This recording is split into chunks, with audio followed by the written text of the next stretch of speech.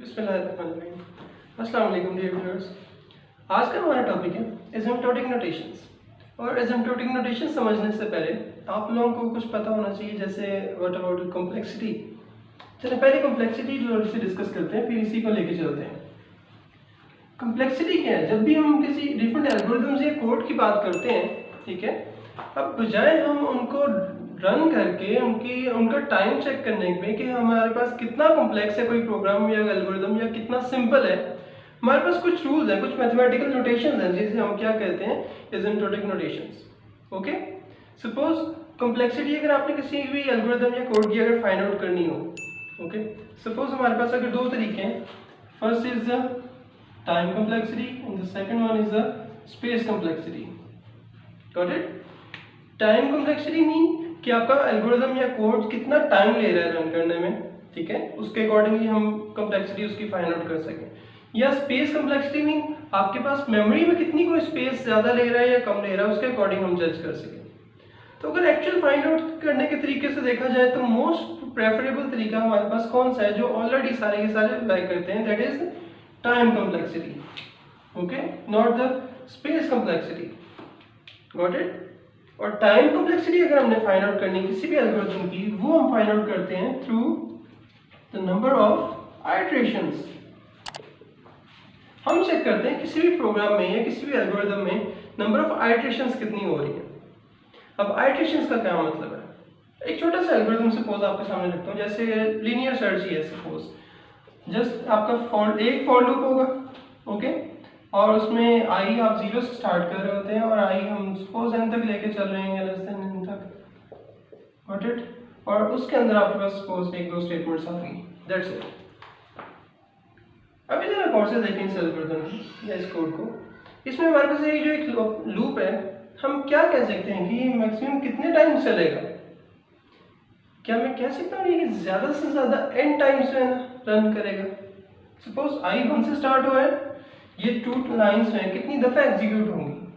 आई 0 से स्टार्ट हो रहा है और n तक जाएगा, 1 का हर दफा इंक्रीमेंट हो रहा और हर दफा जब कंडीशन ट्रू होगी तो ये 2 लाइंस अगेन एग्जीक्यूट होंगी, ऐसे ही। तो इट्स मीन, इसका ये मतलब है अगर मेरे पास एक कोड है that is 20 line of code, simple code है जिसमें हमारे पास 20 लाइन ऑफ कोड है, और एक मेरे पास कोड है जिसमें जस्ट 7-8 लाइन है, लेकिन उसमें एक फॉर लूप भी है जो हमारे पास n टाइम्स तक चल रहा है। तो बताएं इन दोनों प्रोग्राम्स में से कौन सा प्रोग्राम या कौन सा एल्गोरिथम जो है ज्यादा कॉम्प्लेक्स होगा या ज्यादा सिंपल होगा? ऑल्दो इसमें मेरे पास नंबर ऑफ स्टेटमेंट्स 20 हैं और इसमें मेरे पास नंबर ऑफ स्टेटमेंट्स सिर्फ 7-8 है, लेकिन क्योंकि इसमें एक फॉर लूप आ रहा है, ओके, इसमें हमारे पास नंबर ऑफ आइटरेशंस आएंगी on the basis of this condition. जब तक ये कंडीशन ट्रू होगी, हमारे पास सपोज ये स्टेटमेंट्स, दो स्टेटमेंट्स जो एक फॉर लूप के अंदर आ रही हैं, बार बार रन होंगी। Got it? सो इसका मतलब है जितनी दफा ये कंडीशन रन होगी, कंडीशन ट्रू होगी, उतनी दफा हमारे आइटरेशंस ज्यादा होंगी इस लूप के लिए और इस एल्गोरिथम के लिए। ओके, सो इस केस में मुझे बताएं, अब हम कह सकते हैं कि नंबर ऑफ आइटरेशंस जितनी ज्यादा होंगी, टाइम अल्टीमेटली ज्यादा लगेगा और अल्टीमेटली कॉम्प्लेक्सिटी भी ज्यादा होगी। और अगर नंबर ऑफ आइटरेशंस किसी एल्गोरिथम में कम लग रही हैं, जैसे इसमें, जैसे मैंने कहा था सिंपल एल्गोरिथम है जिसमें कोई आपके पास लूप नहीं आ रहा, कोई कंडीशन आपको चेक नहीं करनी पड़ रही, तो उसमें नंबर ऑफ आइटरेशंस आपकी कम हो रही हैं, इट्स मीन टाइम कॉम्प्लेक्सिटी भी कम होगी और टाइम भी कम लगेगा और कॉम्प्लेक्सिटी भी कम होगी। Got it? सो ये था ओवरव्यू कि व्हाट अबाउट द कॉम्प्लेक्सिटी। तो कॉम्प्लेक्सिटी अगर फाइंड आउट करनी है, अब हमने किस तरीके से करेंगे? टाइम के थ्रू या स्पेस के थ्रू? स्पेस के थ्रू नहीं करते, टाइम के थ्रू कर लेते हैं। और अगर टाइम के थ्रू करनी है तो किस तरीके से करनी पड़ेगी? हमें number of iterations, number of comparison check करने पड़ेंगे अब, ठीक है, कि नंबर ऑफ कंपैरिजन जितने ज्यादा होते हैं, जैसे हमने यहाँ पे देखा, उतनी कॉम्प्लेक्सिटी भी ज्यादा होगी। जितनी नंबर ऑफ आइटरेशंस कम होगी, उतनी ही कॉम्प्लेक्सिटी भी क्या होगी? कम होगी। Got it? सो अभी हम इसी प्रोसेस को लेके चलते हैं। नॉर्मली इसकी जो आपको कॉम्प्लेक्सिटी मिलेगी मोस्टली, इसको मैं कह देता हूँ इसकी कॉम्प्लेक्सिटी बिग ऑफ n है। So what do you mean by big of n? मैं एक्चुअली ये कहना चाहता हूँ कि इसकी complexity in terms of time and in terms of number of iterations. So इसका मतलब है नंबर ऑफ आइटरेशंस जो हैं वो इस एल्गोरिथम में ज़्यादा से ज़्यादा कितनी हो रही हैं, big of n। Got it. So number of iterations इस एल्गोरिथम में ज़्यादा से ज़्यादा कितनी हो रही है, n टाइम। तो मैं क्योंकि अप टू कह रहा हूँ ज़्यादा से ज़्यादा n तक हो सकती है, तो मैं बिग O यूज़ कर रहा हूँ, O n। सपोज अब यहाँ पे हमारे पास नोटेशंस आ सकती हैं, कुछ बिग O नोटेशन आ सकती है, ओमेगा नोटेशन आ सकती है और थीटा नोटेशन आ सकती है। These are the notations which are discussing, जैसे एसिम्प्टोटिक नोटेशन कहते हैं जिनको। Got it. सो अब हम वन बाय वन इन तीनों नोटेशन की तरफ आते हैं कि अगर मैं n के साथ बिग O लिख रहा हूँ या n के साथ ओमेगा लिख रहा हूँ, बिग ओमेगा, या n के साथ थीटा लिख रहा हूँ, ठीक है, इनका क्या पर्पसेस है। वन बाय वन आते हैं इनकी तरफ। लेट्स सी, अगर मैं किसी भी एल्गोरिथम में कहता हूँ बिग ऑफ n कंप्लेक्सिटी है उसकी, तो इसका मतलब है नॉर्मली केसेस में आप लोगों ने देखा होगा कि हम बिग O यूज कर रहे होते हैं। Got it. नॉर्मली केसेस में हम बिग O यूज कर रहे होते हैं। वन बाय वन आते हैं। Firstly big O notation. Big O notation जो इसमें क्या है, सपोज हम कोई से भी दो कंपैरिजन करते हैं किसी दो फंक्शंस का, ठीक है, कोई से दो फंक्शंस हैं हमारे पास, one is this and the second one is this. अगर कोई से ये दो फंक्शन है मेरे पास, that is f of n and that is g of n। So mathematical way भी है हमारे पास नोटेशंस के थ्रू हम यूज कर सकें कि किसी कम्प्लेक्सिटी किसी भी एल्गोरिथम की कम है या ज़्यादा है वो फाइंड आउट करने के लिए। सो मैथमेटिकल वे में हम तीन तरीकों से कर सकते हैं। बिग O नोटेशन अगर यूज करें, उसमें अगर ये एक f of n फंक्शन है और g of n हमारे पास slightly above then f of n, तो f of n को मैं रिप्रेजेंट कर सकता हूँ इन terms of g of n। जैसे मैं ये कह सकता हूँ f of n is equal to big O of g of n। अब मैंने f of n को लिखा है इन terms of g of n। इसका क्या मतलब है, आते हैं, क्योंकि अब हम यहाँ पे बिग O नोटेशन लिखा है, तो याद रखिएगा जब भी हम बिग O नोटेशन की बात करें, it gives you the upper bound, it gives you the upper bound slightly above value, कि ज्यादा से ज्यादा मैं कहता हूँ f of n की वैल्यू तो तकरीबन ये है, लेकिन ज्यादा से ज्यादा कितनी हो सकती है, g of n, g of n से ग्रेटर नहीं हो सकती, g of n से लेस कहीं पे भी हो सकती है f of n की वैल्यू। Got it. सो अगर मैं इसको मैथमेटिकली लिखना चाहूँ, कैसे लिख सकते हैं, that is f of n is slightly less or equals to c of g of n। अगर मैंने मैथमेटिकल टर्म में लिखना है तो साथ में यहाँ पे क्या लिख देता हूँ, एक टर्म, एक कांस्टेंट c लिख लेते हैं। Got it. अब इस c का क्या मतलब है, अब यहाँ हमारे पास कोई ना कोई कांस्टेंट है, उसकी वैल्यू हमने खुद से अज्यूम करनी होती है, और किस तरीके से करनी है अभी मैं आपको डिस्कस करके दिखाता हूँ किसी एग्जांपल के थ्रू।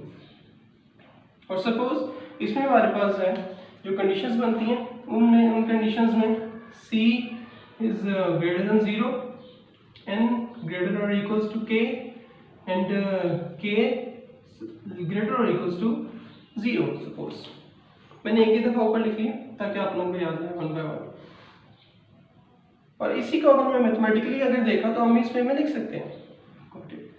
सो अगर हम एक एग्जांपल लेके कर लेते हैं, सिंपली मैं कहता हूँ अगर मेरे पास ये f of n फंक्शन था, suppose 3n square plus n, there is a function, okay, just like this function, और मैं इसको लिखना चाह रहा हूँ इन terms of g of n, और यहाँ मेरे पास सपोज x एक्सिस और y एक्सिस में क्या है, ये मेरे पास n, ठीक है, नंबर ऑफ इनपुट्स, और y एक्सिस में क्या है, y एक्सिस में है मेरे पास t, that is the time.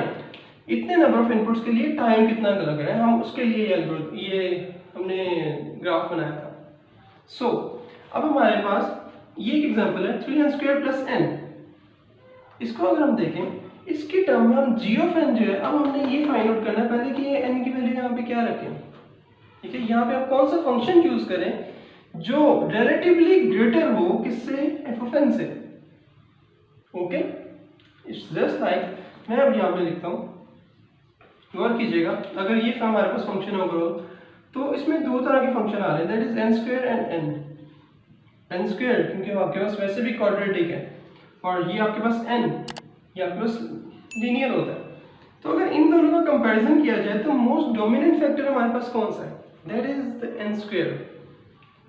Okay, क्योंकि बड़ी वैल्यू है, इसका ज्यादा इंपैक्ट है। रेट ऑफ ग्रोथ भी अगर चेक करें, ठीक है, मैं कोई सा भी ग्राफ बना के अगर रेट ऑफ ग्रोथ चेक करता हूँ तो n आपके पास बहुत स्लाइटली लोअर आपके पास ग्रोथ होगी उसकी, और n स्क्वायर की ग्रोथ बहुत ज्यादा होगी।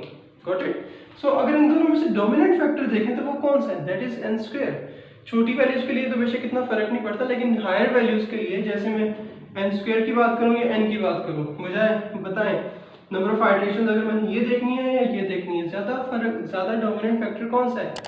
अगर मैं यहाँ पे सपोज 5 चूज करता हूँ, ठीक है, n अगर 5 है तो n स्क्वायर कितना हो जाएगा? 25।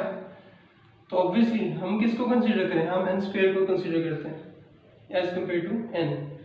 और अगर बहुत बड़ी वैल्यू चले जाए, 100 रख लें आप, 1000 लाख करोड़ तक भी अगर वैल्यू रख के देखें n की, और फिर n स्क्वायर अगर फाइंड आउट करें तो n square is the most dominant number. Okay, तो क्योंकि n स्क्वायर बहुत बड़ी वैल्यू है एज कम्पेयर टू n, सो हम n को इतना डोमिनेंट नहीं करेंगे। किसको डोमिनेट करेंगे? Dominant factor is n square. So g of n की बजाय हम क्या लिख रहे हैं यहाँ पे? That is n square. Got it? और अब क्योंकि हमने ये कहा है कि स्लाइटली अबव वैल्यू होगी इस वाली आपके पास फंक्शन से, अब वो कैसे होगी? That depends upon the value of c। अब c की वैल्यू जो है वो हमें खुद से अज्यूम करनी है और बहुत ध्यान से। सपोज अब ये मैं यहाँ पे थोड़ी सी तो इससे तो अबव वैल्यू रखूंगा, क्योंकि हमारे पास ये राइट साइड इज ग्रेटर और equals to this left hand side. Okay, तो अब जरा चेक करें कि यहाँ पे हमें क्या रखना पड़ेगा। सपोज यहाँ पे मैं रखता हूँ 4। अभी चेक करें यहाँ पे n की अगर कोई सी भी वैल्यू के लिए, कोई सी भी वैल्यू के लिए इसको जाकर सॉल्व करें और इस वैल्यू को भी सॉल्व करें, right hand side left hand side, ये कंडीशन हमेशा ट्रू आंसर दे रही है आपको। Got it? और ये अगर मैंने c पे यहाँ पे 4 चूज किया, उसके लिए भी कंडीशन ट्रू है, 5 के लिए भी कंडीशन ट्रू है, 6 7 8 9 10 वगैरह के लिए भी कंडीशन ट्रू है। लेकिन अब हम इसमें कौन सा वेक्टर चूज करते हैं? हम इसमें चूज करते हैं जो इसके नियर अबाउट हो। Got it?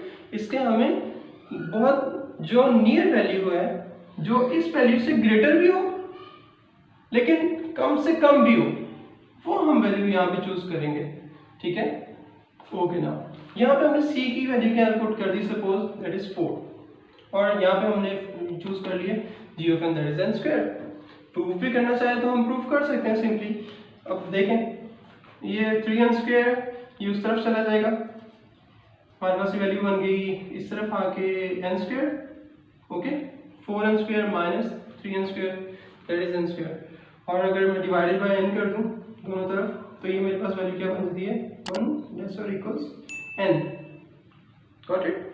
और मैं इसको इस तरीके से भी लिख सकता हूँ कि अब n क्या है? ग्रेटर और इक्वल्स टू 1।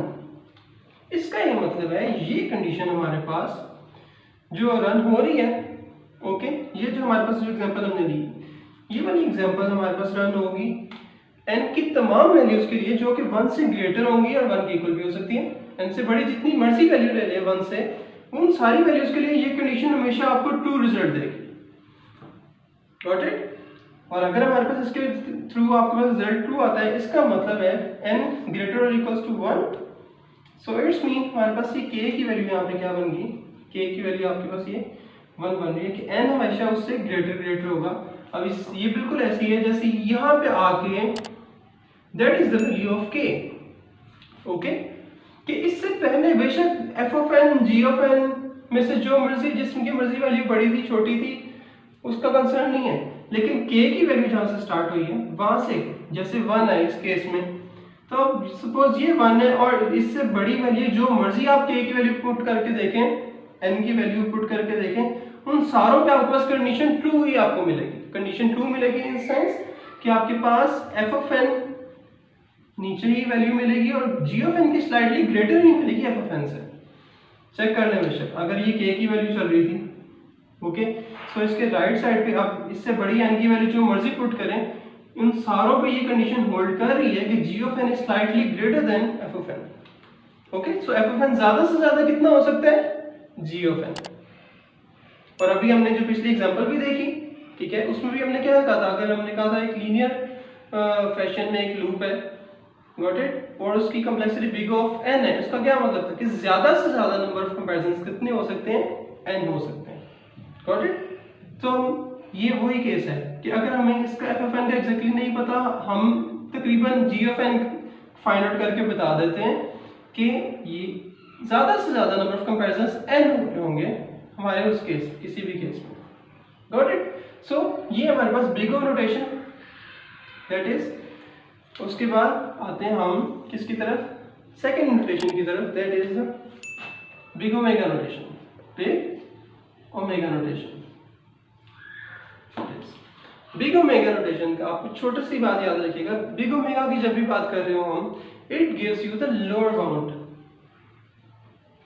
जैसे आपके पास बिग ओ नोटेशन की जब भी बात कर रहे थे वो आपको अपर बाउंड देता है, लेकिन जब बिग ओमेगा की बात कर रहे होंगे ये हमेशा आपको लोअर बाउंड देता है कि कम से कम नंबर ऑफ कंपैरिजंस कितने हो सकते हैं, गॉट इट। फिर इसको भी मैं इसी के थ्रू, ग्राफ के थ्रू रिप्रेजेंट करूं। Suppose we have f of n, we have this f of n, और इस दफा g of n हमारे पास जो है वो स्लाइटली लो होगा। कम से कम मैं कहता हूँ f of n को अगर रिप्रेजेंट करना है इन terms of g of n, तो मैं कहता हूँ कि कम से कम कितनी वैल्यू होनी चाहिए, दैट इज जब फंक्शन की वैल्यू कितनी होनी चाहिए, कम से कम g of n। और इसी को मैं अगर वर्डिंग, इसी में नोटेशन की फॉर्म में लिख सकूं तो मैं कह सकता हूँ f of n कम से कम कितना होना चाहिए, बिग ओमेगा यूज किया, कम से कम g of n के इक्वल होना चाहिए, दैट्स इट। और इसी को मैथमेटिकल वे में अगर रिप्रेजेंट करना चाहें, ठीक है, किस तरीके से कर सकते हैं, simply that is f of n slightly now greater or equals to c of g of n, got it. इस दफा g of n come f of n की वैल्यू कम से कम g of n हो सकती है, उससे ऊपर ही होगी f of n की कोई भी वैल्यू। ये भी सपोज किसी एग्जांपल को लेके चलते हैं, ठीक है। सपोज मैं इस एग्जांपल को लेके चलता हूँ जिसमें f of n जो है 3n² प्लस n, यही आ रहा है। अब जरा चेक करते हैं c क्या चूज करें और g of n क्या चूज करें, ये हमारे पे है। सपोज ग्रेटर और equals to g of n, इस दफा क्या चूज करें जो आपके पास नियर अबाउट हो। ये तो बात हमने पहले ही डिस्कस कर ली, n और n², इसमें अगर दो हमारे पास फंक्शंस आ रहे हैं तो इनमें से मोस्ट प्रोमिनेंट कौन सा है, दैट इज n²। सो हम आंसर g of n का जो है ना वो तो किस में करेंगे, दैट इज अंडरस्टूड n² में, ओके। अब अगर n² है और हम ये कहना चाह रहे हैं कि कम से कम कितने नंबर ऑफ आइटरेशंस होंगी n², मतलब इससे ज्यादा हो सकती है, it's mean right hand side वाली वैल्यू ग्रेटर ही होनी चाहिए हमारे पास इससे। तो यहाँ पे हम कौन से इसके साथ c की वैल्यू पुट करें कि जिसके थ्रू हमारे पास इससे बड़ी बड़ी वैल्यू गिरी है। सो हम यहाँ पे वो चूज कर लेते हैं c की वैल्यू दैट इज 3, और सीधी सी बात है, हमें पता भी लग रहा है कि राइट हैंड साइड में देखें 3n² के राइट पे कुछ प्लस नहीं हो रहा, यहाँ पे लेफ्ट हैंड साइड में देखें 3n² plus something plus n, तो इट्स मीन ये थोड़ी सी बड़ी वैल्यू भी होगी और ये थोड़ी छोटी वैल्यू भी होगी। सो यहाँ पे हमने c की वैल्यू 3 पुट कर दी, बाकी अब हम कैलकुलेशंस भी परफॉर्म कर सकते हैं इजीली। सपोज यहाँ पे 3n² यहाँ से उधर जाके माइनस हो जाएगा, तो ये टर्म हमारे पास बनेगी n, और वहां जाके आपके पास टर्म 0 बन गई, okay. So n in this case with this example n is greater और इक्वल्स टू 0, और अगर हमारे पास n ग्रेटर और इक्वल्स टू 0 है, इसका मतलब है n की वैल्यू 0 और उससे ग्रेटर जिस मर्जी वैल्यू के लिए, और उससे ग्रेटर जिस मर्जी वैल्यू के लिए हमारे पास ये कंडीशन ट्रू रहेगी। सपोज इसमें इस केस में k की वैल्यू क्या बन गई 0, कि n जो है आपके पास सब k से ग्रेटर ही होता है, n जो है क्या होता है k से ग्रेटर।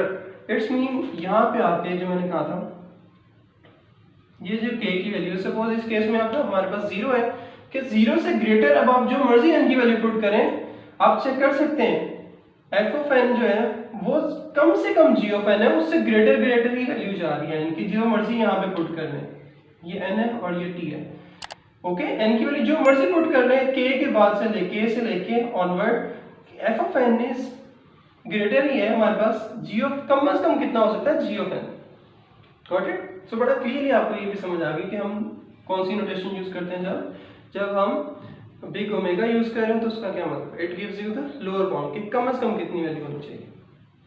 आते हैं अपनी थर्ड नोटेशन की तरफ, दैट इज थीटा नोटेशन। अब थीटा नोटेशन की जब बात करेंगे, इसके मैं सबसे पहले अगर बात करूं तो बिग ओ नोटेशन आपको क्या देती है, it gives you the upper bound कि मैक्सिमम इतने नंबर ऑफ कंपैरिजन हो सकते हैं। बिग ओमेगा नोटेशन क्या कहती है, लोअर बाउंड कम से कम हमारे पास इतने नंबर ऑफ पार्टीशन हो सकती है। थीटा नोटेशन हम क्या कहते हैं, थीटा नोटेशन आपको lower bound as well as the upper bound, ज्यादा से ज्यादा ये वैल्यू हो सकती है, कम से कम ये वैल्यू हो सकती है, उसके दरमियान में जो मर्जी वैल्यू एग्जिस्ट कर सकती है, किसमें, इन केस ऑफ थीटा। अब इसमें सपोज अगर मैं ग्राफिकली रिप्रेजेंट करवाना चाहूं, that is we have some different functions, okay, like this. Suppose this is the f of n, okay, and this is the c1 of g of n, this is c2 of g of n, okay। इस दफा f of n की value क्या है, f of n की value क्या हो सकती है इन terms of g of n अगर बताना चाहूँ। नॉर्मली हम एवरेज केस में इसकी बात करते हैं, और एवरेज केस क्या होता है, सिंपली अगर मैं बात करना चाहूँ, अगर मैं कुछ सर्च ही कर रहा हूँ, अब जैसे मेरे पास 1000 नंबर्स हैं, ओके, 1000 नंबर में से कोई मैंने सर्च करना है, ओके। सपोज एक लिस्ट लगी हुई है 1000 स्टूडेंट्स की, और उसमें मैंने अपना रिजल्ट जो है ना फाइंड आउट करना है एज ए स्टूडेंट। तो मैं क्या करूंगा, सबसे पहले फर्स्ट रोल नंबर से चेक करना शुरू करूंगा, करता जाऊंगा 1000 स्टूडेंट्स हैं तो मुझे बहुत टाइम लगेगा उसमें सर्च आउट करने में। बेस्ट केस क्या होता है, एवरेज केस क्या होता है, वर्स्ट केस क्या होता है, मैं वो डिस्कस करने लगा हूँ। बेस्ट केस में आपके पास क्या आता है, बेस्ट केस वो है, सपोज मैंने अभी सबसे पहले उंगली रखी और पहली रो में ही मुझे आंसर मिल, मुझे अपना रोल नंबर मिल गया, that is the best case, पहली एडिशन पे आंसर मिल गया। वर्स्ट केस क्या होता है कि अगर वो 1000 स्टूडेंट्स से मैंने 1 बाय 1 चेक करना शुरू किया और 1000 सबसे लास्ट में जाके मेरा नाम था और मुझे रिजल्ट मिला अपना, गॉट इट, ये वर्स्ट केस है। और अगर हम एवरेज केस की बात करना चाहें तो एवरेज केस इसके जिसमें हम थीटा की बात भी नॉर्मली कर लेते हैं, तो एवरेज केस तकरीबन यही होता है कि नॉर्मली अगर देखें एवरेज टाइम हमें कितना लगेगा उसको सर्च आउट करने में, तो नॉर्मली अगर 1000 का हाफ कर लें हम, तो तकरीबन हाफ टाइम तो हमें वो सर्च करना ही पड़ेगा, मुझे बार बार डिफरेंट स्टूडेंट्स का रोल नंबर्स देख के कि उनमें से मेरा रोल नंबर कौन सा है, got it. So average case में अक्सर हम क्या चूज करते हैं, फिर थीटा नोटेशन यूज करते हैं, जो आपको अपर बाउंड और लोअर बाउंड भी देता है कि ज्यादा से ज्यादा इतनी हो सकती है, कम से कम इतनी हो सकती है एफ ऑफ एन की वैल्यू, उसके दरमियान में कोई ना कोई वैल्यू एग्जिस्ट कर रही होगी एफ ऑफ एन की। अब आप लोगों को इस नोटेशन को देखते साथ ही पता लग जाना चाहिए। So F of N equals to theta of G of N, got it. अब जैसे ही जी ऑफ एन के साथ थीटा लगा, it's mean F of N जो है उसकी वैल्यू क्या होगी, जी ऑफ एन ज्यादा से ज्यादा जी ऑफ एन भी हो सकती है, कम से कम जी ऑफ एन भी हो सकती है। सो इसको अगर मैथमेटिकली अगर हम रिप्रेजेंट करवाना चाहें तो हम ये कह सकते हैं C1 G of N slightly greater और equals than F of N, okay. अगर ये मेरे पास C1 है, चलिए मैं इसको C2 कर रहा हूँ, इसको C1 कर रहा हूँ, दोनों के साथ कॉन्स्टेंट्स यूज कर रहे हैं हम, स्लाइटली ग्रेटर और equals to C2 of G of n, got it। C1 of G of n इससे ग्रेटर वैल्यू और इक्वल है किसकी, f of n की, और इससे ग्रेटर वैल्यू हमारे पास C2 of G of n, got it। So similarly अब इसमें भी आप कोई सा भी फंक्शन है, कोई सी भी एग्जांपल लेके आप पुट कर सकते हैं। सपोज चलें इसी एग्जांपल को अगर मैं लेके चलता हूँ, सपोज f of n को मैं लेके चलता हूँ 3n² plus n, ओके, और इस तरफ मुझे क्या चाहिए, इस तरफ क्या चाहिए, इधर भी मुझे कोई जी ऑफ एन चाहिए जो इसमें थोड़ी सी छोटी वैल्यू हो, जैसे n² ही चूज करेंगे, लेकिन देखते हैं C1 क्या चूज करें इसके साथ। स्लाइटली ग्रेटर जो वैल्यू हो वो भी इनमें डोमिनेंट फैक्टर तो n² ही है, ठीक है, लेकिन अब इसमें से कौन सा फैक्टर चूज करें वो भी देख लेते हैं। सो इसमें अगर हम देखें इससे थोड़ी सी छोटी वैल्यू, दैट इज 3n², 3 अगर मैं पुट करूं C1 को, इट्स मीन ट्रू है कि हमारे पास अगर 3 मैं पुट करता हूं तो 3n², और अगर 3n² प्लस समथिंग हो तो ये उससे थोड़ी बड़ी वैल्यू भी होगी, गॉट इट। और राइट साइड पे आ जाए, ये C2 की जगह हम यहाँ पे कौन सा कांस्टेंट की वैल्यू रखवाएं, यहाँ पे जो कांस्टेंट की वैल्यू हम लोग पा सकते हैं that is slightly greater than this. So मैं अब 4 कर सकता हूँ कि 4n² की वैल्यू हमेशा हमारे पास इससे कुछ बड़ी ही होगी। Got it? सो इस तरीके से हम एवरेज केस भी फाइंड आउट कर लेते हैं कि आपके पास इस k की वैल्यू के लिए, ठीक है, अगर ये कोई k है और ये अब आपके पास n और ये टाइम है, तो इसके बाद अगर देखें कोई सी भी n की वैल्यू के लिए क्या होगा, c(1) और g(n) कम से कम इतनी वैल्यू हो सकती है f(n) की, और f(n) की ज्यादा से ज्यादा वैल्यू कितनी हो सकती है, c(2) of g(n). Got it?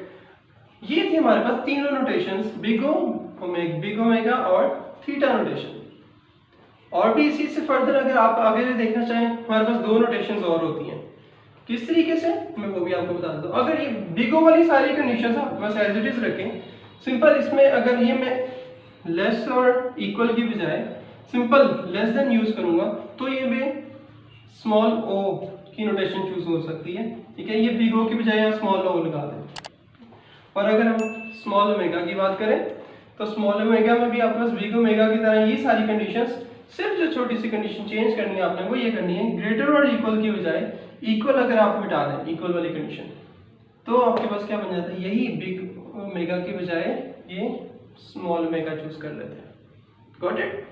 सो अब ये सारे की सारे डिस्कशन आप लोगों के सामने बड़ी क्लियर कट है कि अब आप लोगों के सामने जब भी simply f(n) equals big O of g(n) लिखा हुआ नजर आ गया ना, फौरन आपके माइंड में ये ग्राफ भी आ जाना चाहिए कि g(n) is slightly, big O का क्या मतलब है, स्लाइटली ग्रेटर देन f(n), कि f(n) ज्यादा से ज्यादा कितना हो सकता है, बिग O g(n). जैसे स्टेटमेंट आपके सामने ये आया f(n) equals to big omega of g(n), फौरन आपके माइंड में ग्राफ भी आ जाना चाहिए, मैथमेटिकली भी आ जाना चाहिए कि g(n) is now lower than f(n), कि f(n) की वैल्यू जो भी हो लेकिन कम से कम कितनी हो सकती है, g(n). ओके, और जहां पे भी आपके पास f(n) equals to theta of g(n) आ जाए, तो सिमिलरली आप इसी तरीके से आपके पास ग्राफ में माइंड में आ जाना चाहिए, मैथमेटिकली भी माइंड में आ जाना चाहिए कि g(n) जो है एक्चुअली वो f(n) की एग्जैक्ट वैल्यू अगर देखें तो कम से कम g(n) और ज्यादा से ज्यादा g(n) हो सकती है उन दोनों के सेंटर में कहीं पे भी। Got it? सो ये था ब्रीफ हमारे पास डिस्कशन एसिम्प्टोटिक नोटेशंस के बारे में, कॉम्प्लेक्सिटी के बारे में। ओके, और अगर फर्दर भी आपको कोई क्वेश्चन है आप नीचे कमेंट सेक्शन में कर सकते हैं। I hope you enjoyed this video, thank you so much. और अगर आप लोगों ने चैनल को अभी तक सब्सक्राइब नहीं किया, सब्सक्राइब और शेयर करना भी ना भूलें। Thank you so much.